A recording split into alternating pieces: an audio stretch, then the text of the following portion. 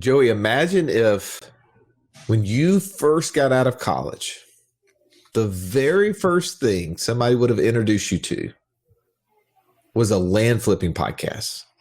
Something that would have showed you how to buy and sell raw land, turn it into monthly note income that would grow so rapidly, it would force you to make a decision of, do I continue down the path that I've been trained in from my college education, or do I go down a path of full-blown entrepreneur, creating income streams, living a lifestyle that doesn't have time and location borders on it?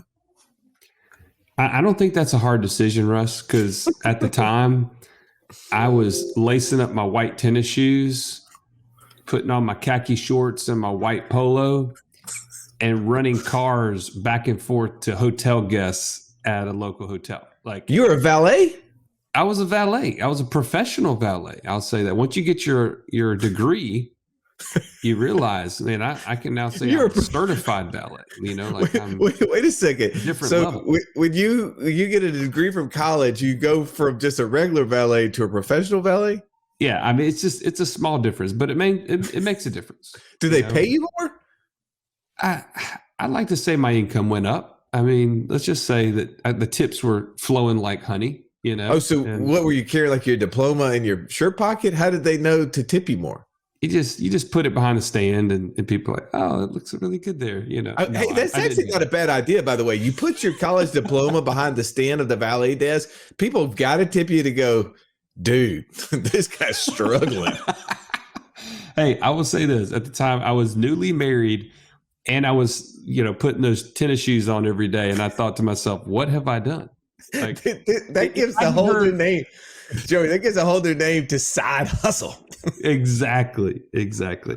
So I would have been thrilled to have been turned on to land flipping at that age. And it would have been a major difference in the trajectory of my life. But this podcast is not about me, Russ. It's not about you. It's about our friend Brent Bowers, who took the plunge, and he actually figured out along the way that being present has a big impact on your life, on relationships, on your family. And I'm not going to give away all the things that he learned from that, but I will tell you that is a theme that comes with financial freedom. If you're not present, your life is not as rich as it could be.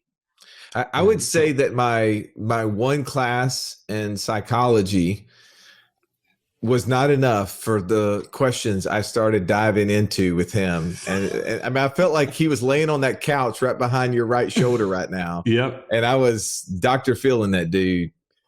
So it's a very interesting podcast, but more importantly, inspiring to help you see that there are so many different pathways to financial freedom. And while every one of them doesn't go through short-term rental or land flipping or ATM investing or single-family home investing or multifamily home investing, there's so many different opportunities that you can find.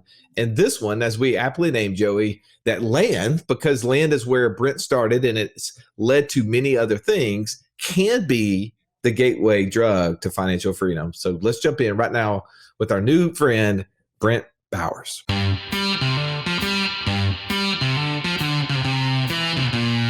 Welcome to the Wealth Without Wall Street podcast, your guide to understanding how to get out of the Wall Street rat race and start your own mailbox money lifestyle. Now, don't let these handsome Southern draws fool you. These financial minds are teaching our country to enhance savings, increase cash flow, and create passive income, all without the help of Wall Street. Are you ready to break through? Now here are your hosts, Russ Morgan and Joey Murray. Welcome into the show. You're in for a treat. Today we have Brent Bowers joining us. Brent, so glad to have you, man. Hey, great to be here.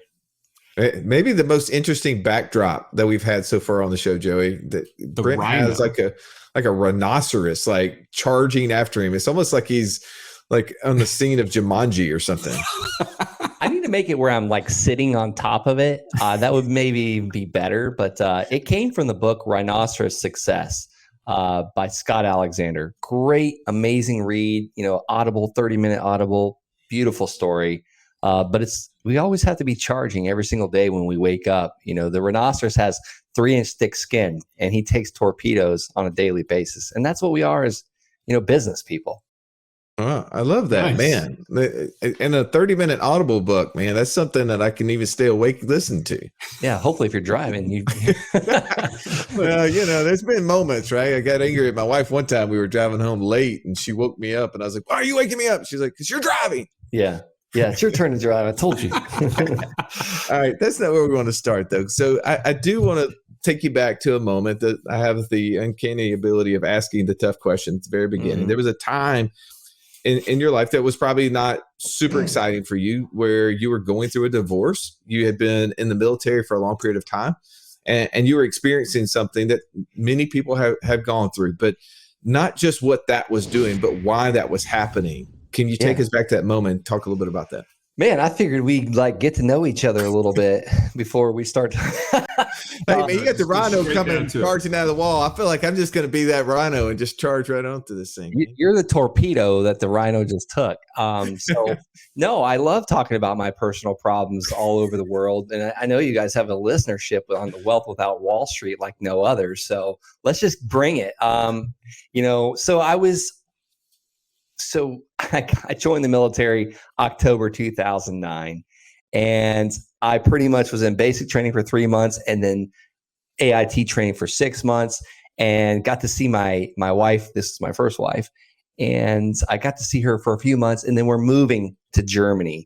And I get to Germany, I'm there for a couple months, we're training up, and then I leave for literally 364 days in Afghanistan. That's the first deployment. I'm back. And then we have a little break, and then we're training quite a bit of the time while we're there. And when I say training, like usually it's in the field far away from home. So you don't get to come home at night and sleep and see your loved ones. And then guess what? I'm gone for another 9 months on a deployment. Well, about 4 years time frame happened, and I was maybe only home about a year of that time, in my own personal bed. And my wife got sick of it. Like my first wife, she's like, "Look, I'm out of here." I was in Afghanistan. This time I was in Camp Leatherneck, Afghanistan, RC South, and it just hit me like a ton of bricks. Like, you know what, you stupid idiot? Of course she's gone. Like, you're never there. So that happened to me early in life in 2013, and it taught me a lot of things, like how to be a better husband, and now how to be a better father. And that was my pivotal point. And when I met my current wife now, we got married.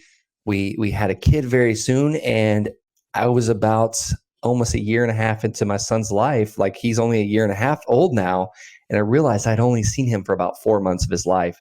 So history was now repeating itself. And that's when I realized, holy cow, this is never going to happen to me again. I'm going to do everything I can to change my future to where I'm now home on a daily basis. I'm going to build a financial fortress around me that nothing can get through. I'm going to have financial freedom and time freedom so I can do what I want to do and live life on my terms. So it's interesting because a lot of times people are either going towards something or running away, just like that rhino is in your back. It sounded like the first thing for you was running away from pain. Absolutely. I'm a away from pain kind of person. I'll trip over a dollar bill to, get those 3 quarters. And most people are like that. They're running away from something. I am motivated by loss, not gain. So tell us how did you determine what was going to be that vehicle or that means to get you away from that? Yeah, I had already started in buying rentals before I ever even joined the military, and that was okay. That was not doing too well, honestly. And then it became wholesaling houses, and then I stumbled on the greatest passive income generation tool there is, and that's land. So it was almost like a 1, 2, 3 type evolution, like where I just kept learning and learning and learning and searching for answers and listening to Wealth Without Wall Street podcasts. And I was wholesaling these houses, paying down the debt that I'd accumulated for private school, because the Army sent me to college too. Like they took me out of enlisted and sent me to be an officer, paid me to go to college. I picked a private school. I'm also buying houses as rentals during that time, building my empire up. But these are all fixer-uppers. They're like junky houses that I racked up debt. So I'm wholesaling houses to pay it off and also build up income. And I just kept running into an issue. It's like, you got to spend a lot of time with these sellers and create rapport and figure out the problems that they're having, the challenges that you could provide as a solution for them to sell you the house at a discount. And that takes hours sometimes. Well, I was working 13-hour days, had a new wife, had a new baby, and I was like, there's got to be a better way to do this.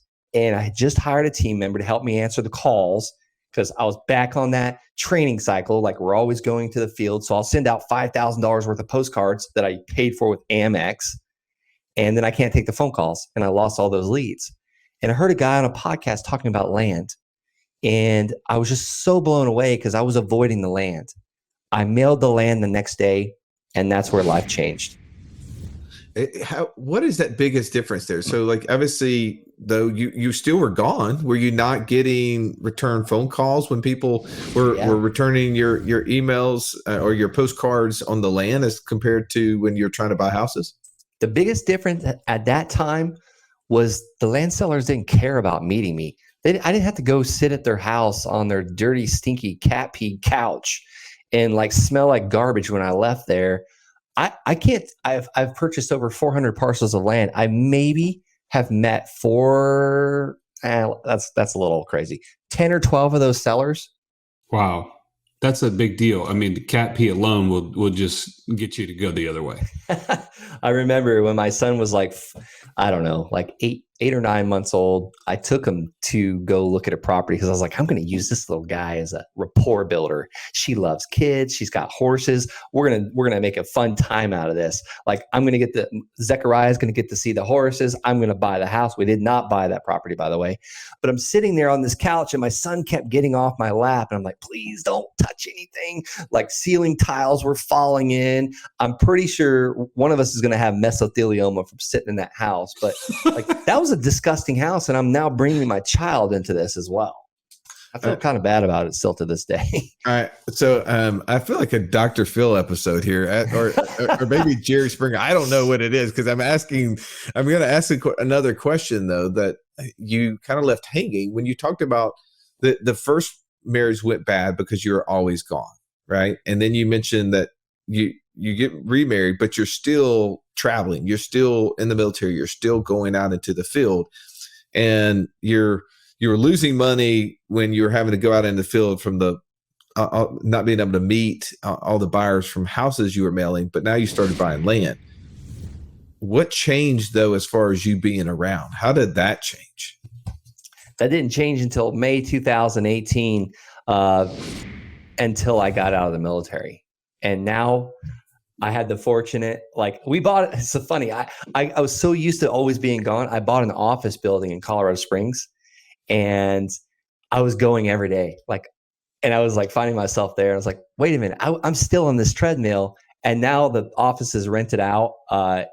No one uses it. None of my team uses it because we love working from home so much. Now I get to work. I have my own office wing in my house, and my wife works like literally 50 feet away from me in her office. So we can see each other when we want. We have day dates. Like, I'm home. Well, basically I drove my daughter and my son to school this morning, and I'll be there tonight when they get home from school.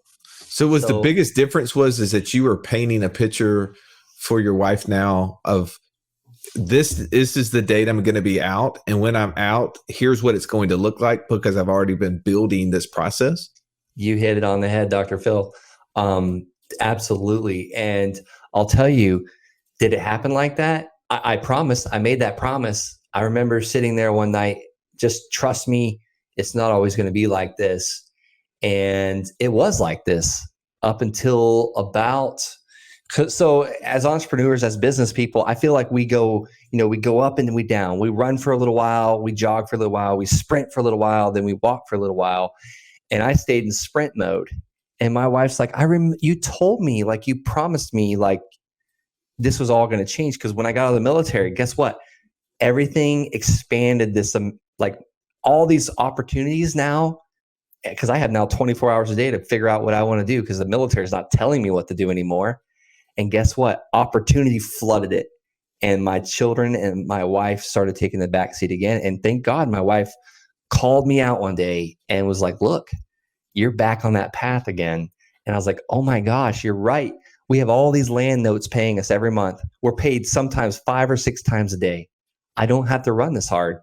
And it's just, I almost feel like it's like a lot of business people need to hear that. It's like, when is it enough? Like, how much more do you need type thing? So I hope I answered the question, Russ. I kind of went all around it. No, I think 100%. I mean, Joey tells his story almost every podcast that he's interviewed on because he doesn't know what else to say. But I've heard it 1,000 times, it seems like. But it really is very similar, right? That even as entrepreneurs or as well-paid professionals, we tend to not be present. We tend to pour our life into one thing. Especially if we're men, a lot of times very single track focus, right? Give us one thing, we just do it. And it's usually work. And we do that one thing and we don't know what else to do. We have our self-worth in that job, right? Like that's why as men, like within first 10 seconds after saying, hey, how's it going? Or whatever, it's what do you do for a living? Right? Because that's the thing that we hold our value in and we want to be good at it. We're competitive people. So I see that. I understand that. I'm grateful that you're sharing and being vulnerable. I didn't know that we were going to do this here, but man, like this is an opportunity, right? This opportunity to get vulnerable. So talk a minute, Brent, about just some of the question marks in your head before you made that transition from having that steady income of the military to letting that go. And now all of a sudden you said all this opportunity filled the time, but what were some of the question marks you had before making that transition? Like, how is this going to work or anything like that? Shoot, man, are we allowed to cuss on this show? I was like ready to, just as one of my students says, like throw up on my shoes. I was ready to I felt like I was going to get an ulcer, while getting out of the military, because now I have 2 children, one on the way, and I'm getting out and I'm leaving this opportunity. And I had so many people try and talk me out of it. Oh my gosh, you have 8.5 years. Just go a little longer. You'll have a retirement. A little longer. Like I got probably 6 more deployments ahead of me, type thing. So I had so many things like, how am I going to pay for insurance? Are we going to be able to keep our house? Are we going to be able to keep the car? And then I look back and it's like, wait a minute, why am I even worried about this? And usually I would worry about these things in the middle of the night. That's why they call them sleepless nights. When we wake up refreshed, the things we worried about the night before are usually not as big of deals. It's like, why was I laying there thinking about that for 3.5 hours last night? And it's like, that's when the boogeyman comes out. Like, that's when all these things creep up. So I had so many fears. I was scared to death. And then I had to remind myself, it's like, wait a minute. I literally have 3 months left until I get out because the Army gave me what's called an internship. I interned for Wholesaling Inc. And I interned and I actually got to work on my own business. And I had to remind myself wait a minute, I'm currently making a little over $9,000 a month every single month on land payments. If I don't work for the next 5 years, those are going to keep coming in. Yeah, some of them might default. Some of them will default, but I'll just resell the land. And my payments, my expenses were only like $4,800 at that time. So I'm double, like I'm financially free and I also have time freedom because I don't have to work anymore. And by the way, I can move anywhere I want to because the money comes in my bank account every single day. Or that time I wasn't being paid every single day, but multiple times a month. And that I would just remind myself all these things that has been prepared for. And when I got out, month of May, I had a $55,000 a month. And I think that was just God's way of saying, like, look, you made the right decision. Keep going. And I was just like, fine after that. I never looked back. This podcast is amazing. Almost too amazing, Russ. There's too many ideas and I don't know where to get started creating passive income. Well, here's the thing, Joey. I think one of the things you need to consider in that statement is, what is it costing you to not know? What is it costing you not to take action? I love the statement that says you don't have to be great to start.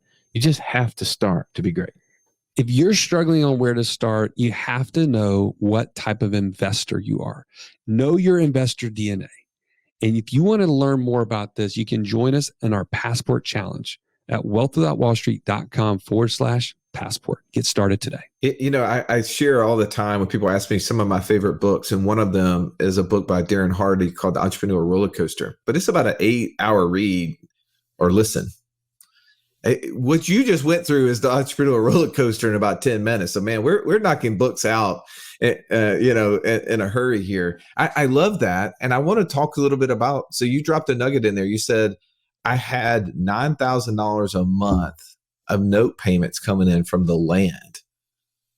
That blows a lot of people's mind, because they may be real estate investors. Maybe they have been, gathering up single family properties and making $150 to $250 a month per property. And they're trying to do the math and say, how many houses would I have to have in order to get $9,000 a month net?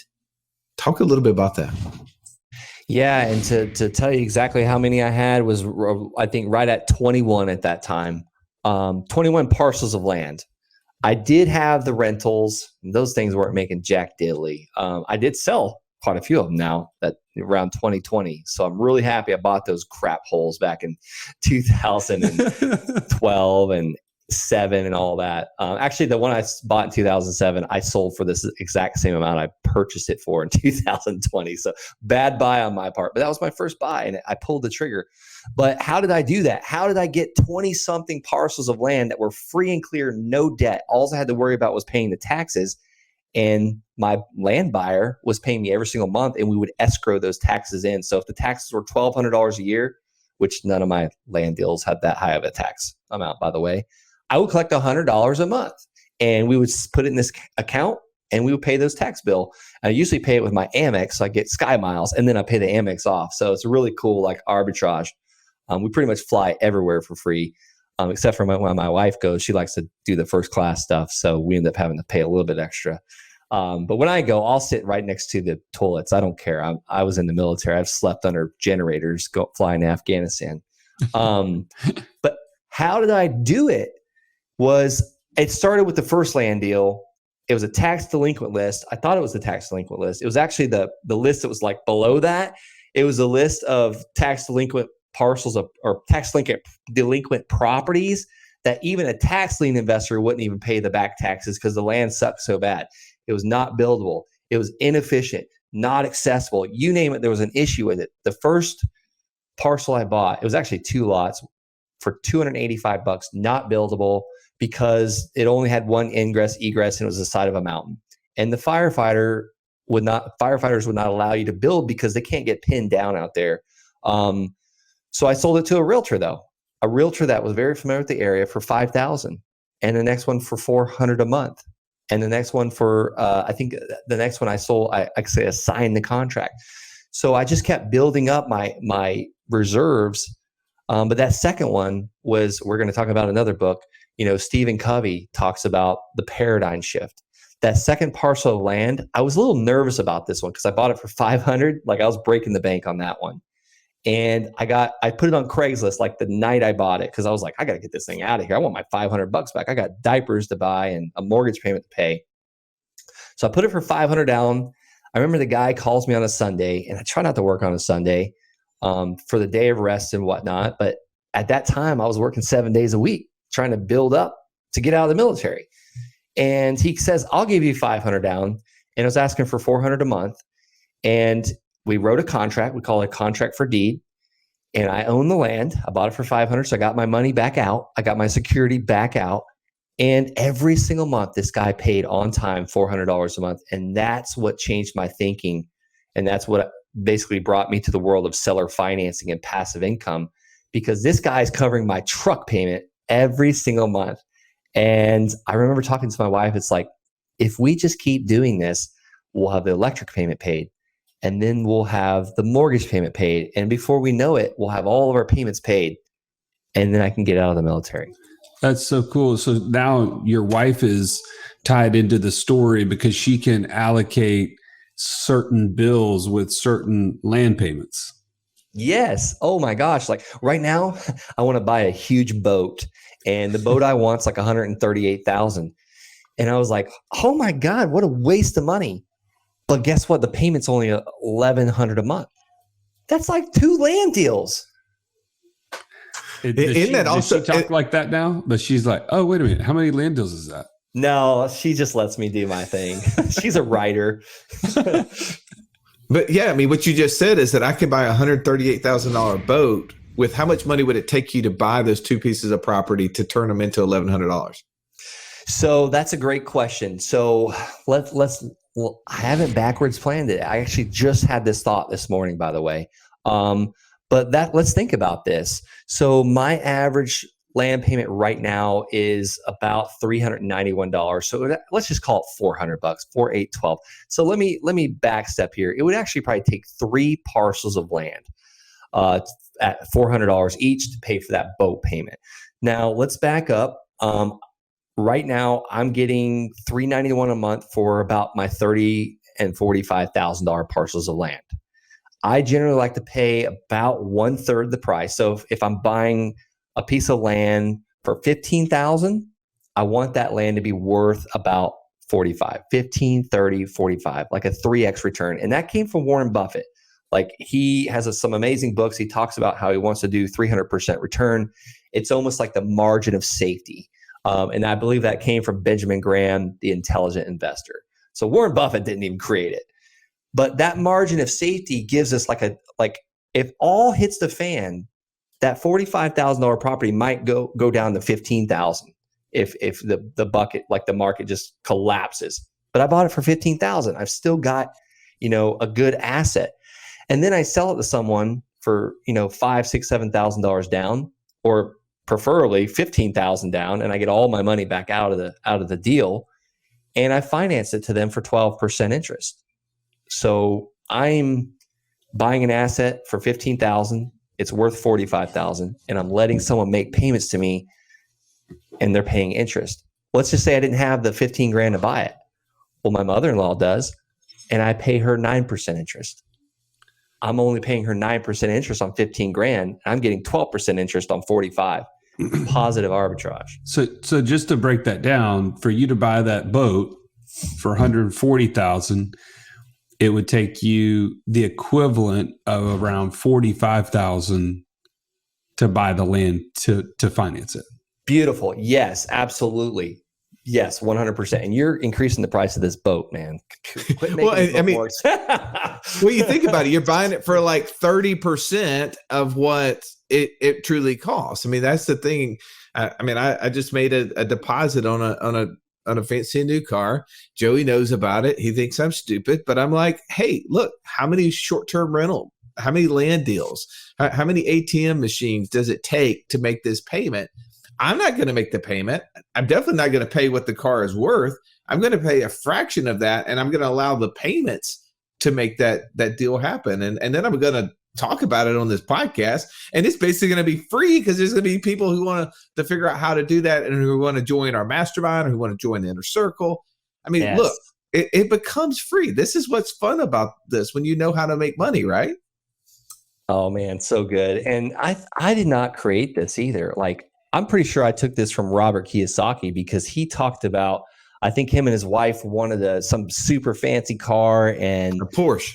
Yeah. And they're like, well, let's buy a property that pays for it. So it's like, there's no original thoughts out there. And I just pulled up loancalculator.net or calculator.net, and I put in 45,000 and I put the loan term for 30 years at 12% interest. That payment's going to be $462 a month.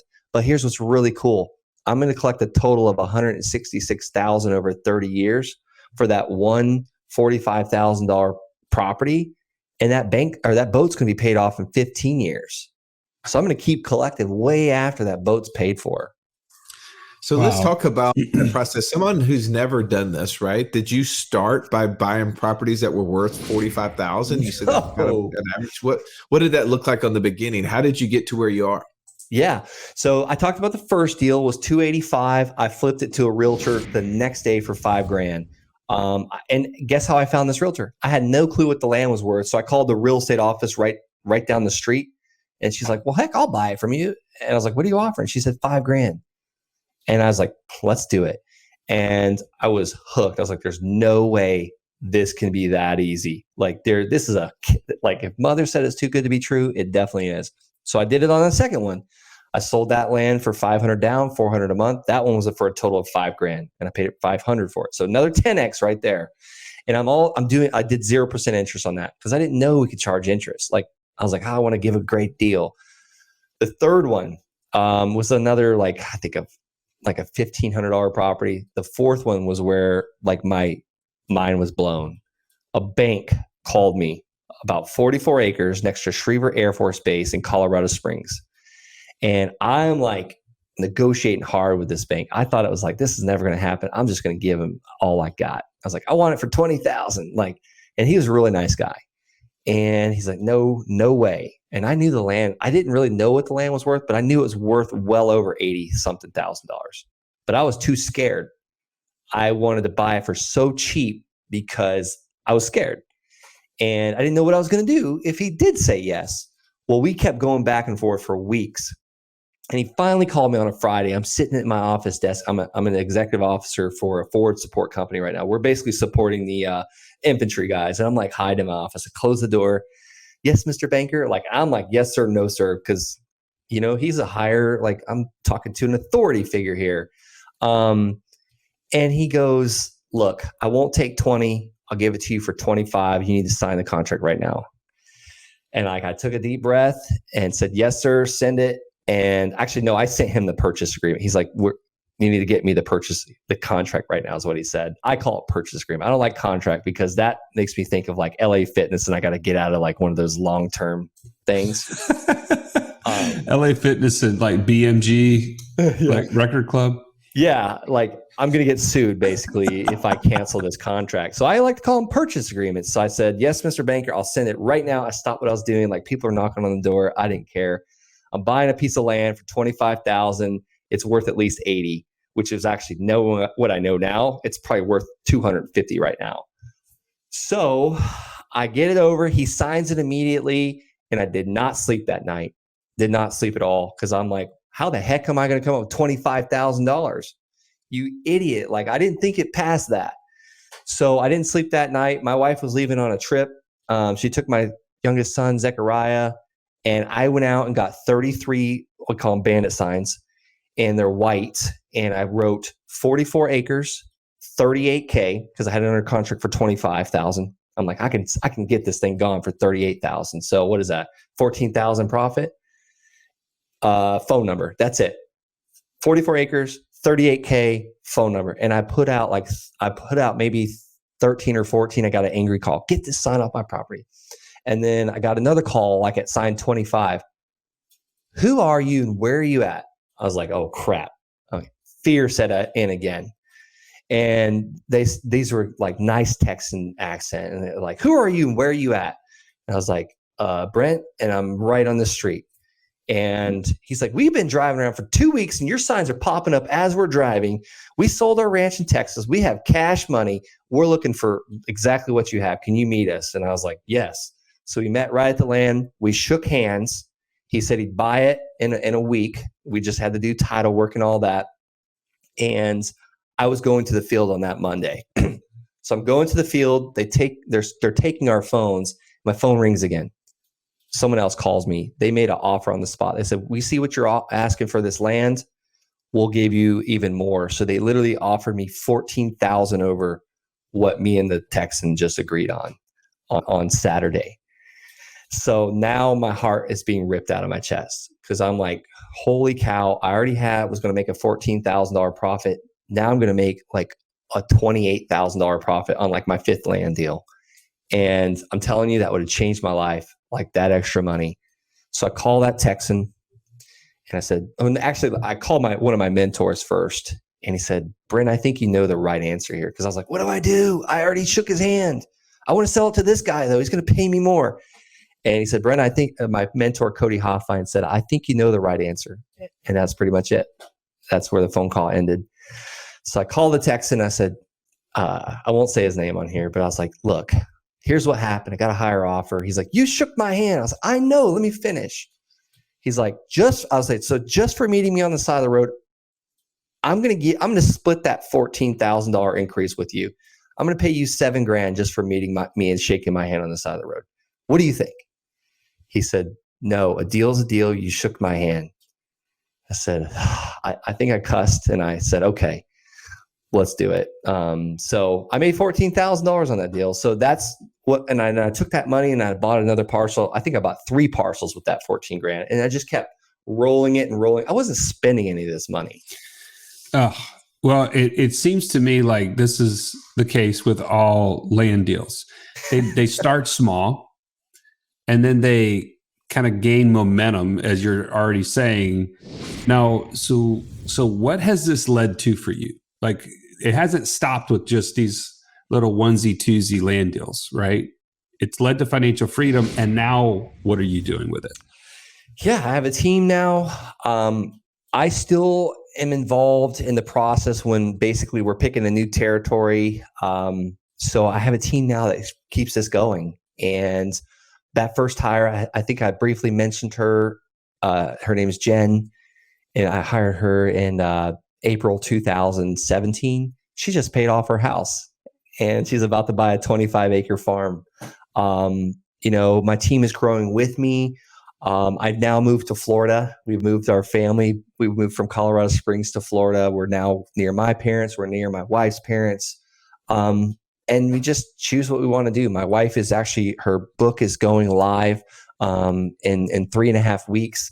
So God bless it. Like, that allowed, land allowed my wife to be an author. And I'm just going to start saying a best-selling author, New York Times best-selling author.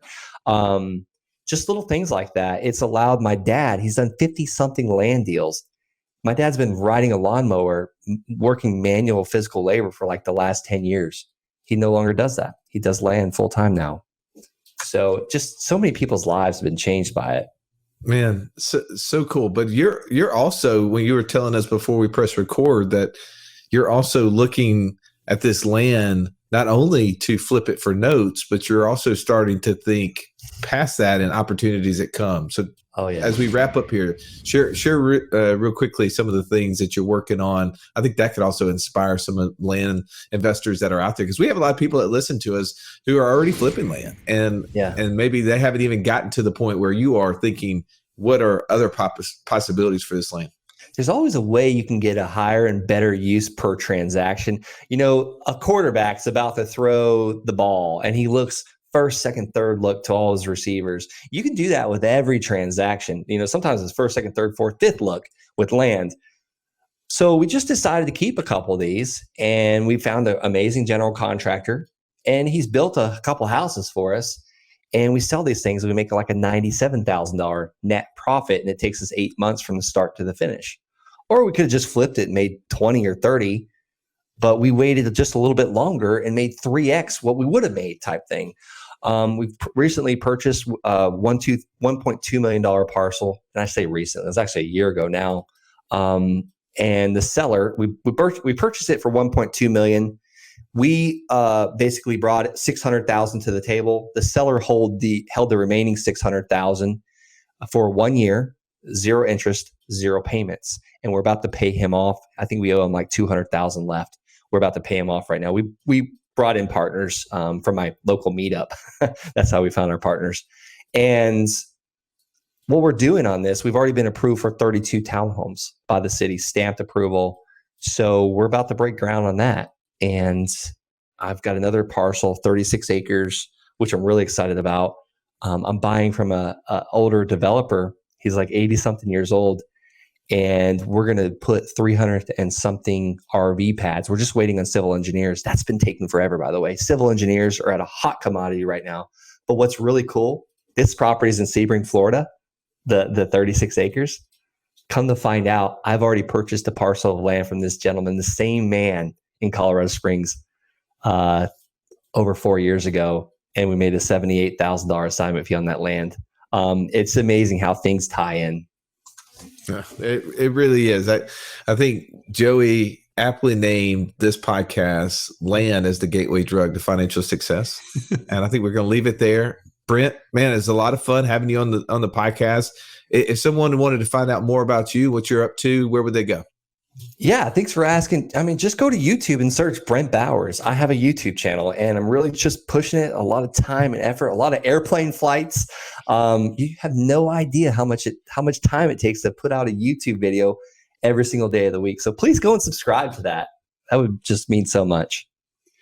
Oh man, thank you again for being willing to share with our audience and inspire again people to take the steps necessary to get back their 9 to 5. And the freedom and to go away from some of the pain that you had to endure. But man, we're really grateful to have had you on the show. And thank you as always for listening, because this is about you. It's about your financial freedom. And this is your first step. So thanks again for listening, and we'll catch you on the next episode. This has been the Wealth Without Wall Street podcast. Don't forget to subscribe to the show to break free of the Wall Street mindset and begin building wealth on your own terms in places you understand so that your wealth will never run dry. See you next episode.